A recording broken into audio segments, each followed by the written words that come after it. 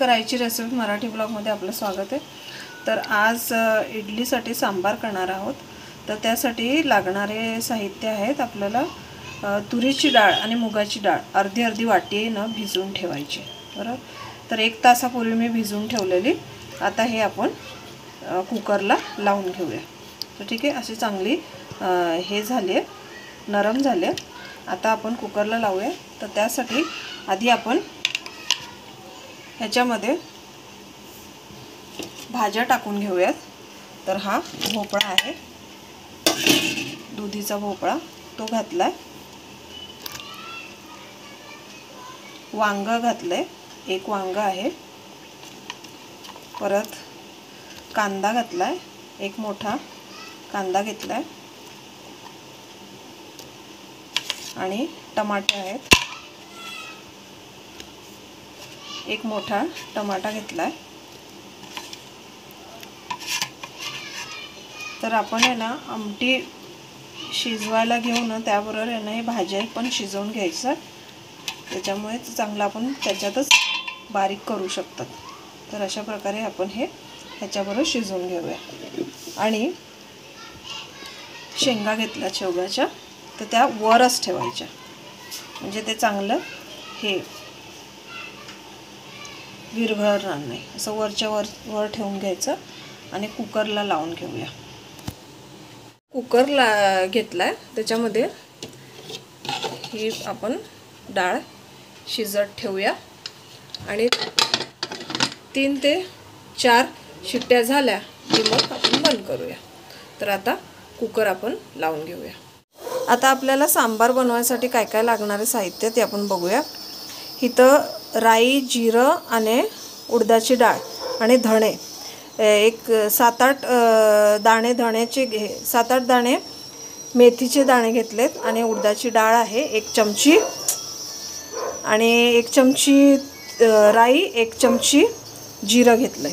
बरोबर, आणि ह्याच्यामध्ये 1 चमची तांदूळ आणि 1 चमची चणा डाळ घेतलंय आणि 1 चमची उडदाची डाळ घेतली।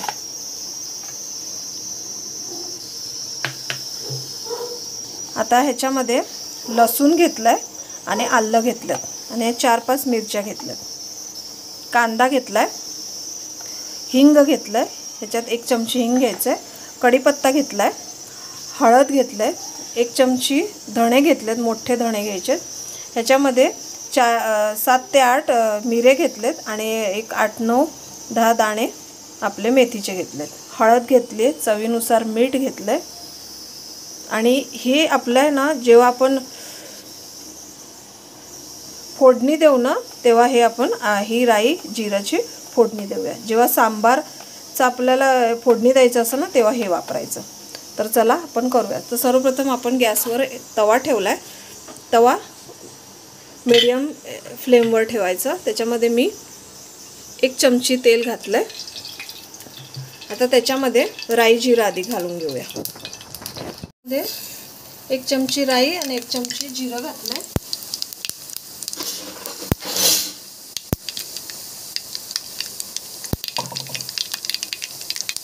आता राई तडतडली की त्याच्यामध्ये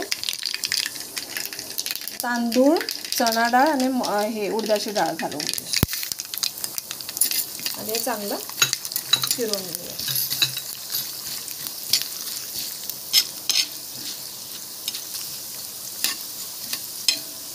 आता आपल्याकडे कांदा आपण कापून घेतलाय, तो ह्याच्यात घालूया आणि भाजून घेऊया। आता लाल सुक्या मिरच्या घेतल्या, त्यानंतर ह्याच्यामध्ये आलं लसूण घालूया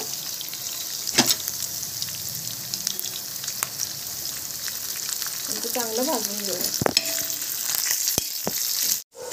आता हे मिरे आणि मेथी दाणे घालून घेऊया। 1 चमची आपण खोबरं घेतलेलं ते ह्याच्यात घालूया आणि त्यानंतर कढीपत्ता घेतलेला तो घालून घेऊया आणि चांगलं हे कढीपत्ता आणि खोबरं आपण आत्ता घातलंय। आता हे चांगलं आपण फिरवून घेऊया। आता धणे घालूया, आणि आता हे सगळं व्यवस्थित आपण भाजून घेऊया. आता आपण गॅस बंद करूया. बरं, आता हे सगळं भाजून गेलं आहे. गॅस बंद केल्यानंतर हिंग घालूया. हिंग अर्धी चमची घालायचं आणि आता परत हे व्यवस्थित सगळं मिक्स करून घेऊया. आणि मग आपण आहे ना रूम टेम्परेचरवर ह्याला आपण थंड व्हायला ठेवून देऊया. आणि मग थंड झाल्यानंतर आपण मिक्सरमधनं हे सारण तयार करून घेऊया. आता आपण मिक्सरमधनं हे थंड झालं आहे. आता मिक्सरमधनं आपण मिक्सी करून घेऊया हे सगळं मिश्रण. आणि याच्यामध्ये 1 ते 2 चमची तेल, 1 ते 2 चमची पाणी घालूया आणि बारीकसं आपण मिश्रण तयार करून घेऊया. चटणी तयार झाली. आता आपण आहे ना सांबार करायला घेऊया. तर गॅसवर मी कढई ठेवली आहे. त्याच्यामध्ये आपण 2 ते 3 चमची तेल घालूया.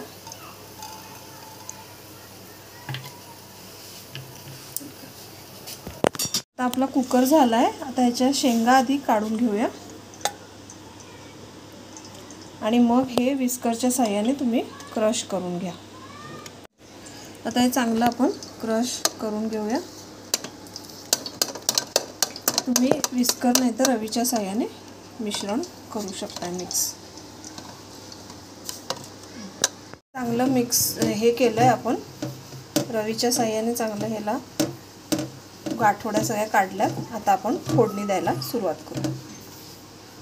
त्याच्यामध्ये राई, जिरं आणि 8-9 मेथीचे दाणे आणि उडदाची डाळ 1-1 चमची घातली.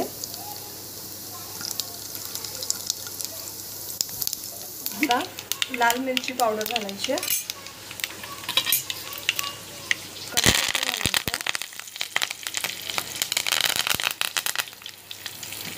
एक चमची हळद घालायची. चवीनुसार मीठ घालायचं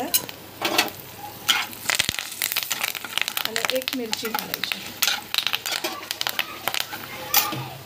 आता ह्या कढईचं आपलं ताट हा एका हातात घ्यायचं आणि दुसरं आपलं हे वरण आहे ना ते दुसऱ्या हातात घेऊन हे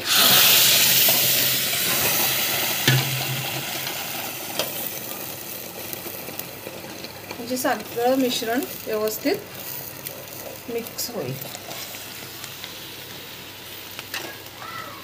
तर हे बघा अशा प्रकारे हे मिश्रण मिक्स झालं. गॅस कमीच ठेवायचा. आता हे सगळं मिक्स झाल्यानंतर आपल्याला जे आपण मिक्सरमधनं काढलेलं ना ते सारण सगळं घालायचं याच्यात.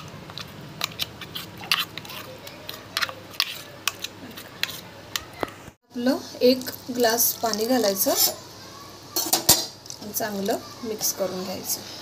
आणि उकळी आली की मग आपण बघूया काय करायचं.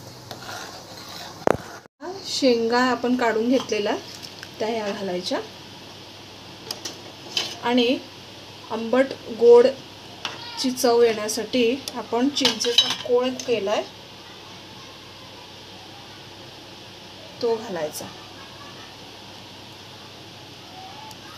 तुम्हाला आवडेल त्या प्रमाणे घ्या. मी पण स्वादानुसार घेतलंय.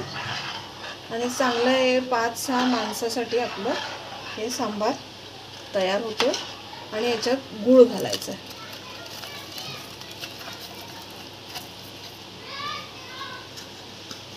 करून घेऊया.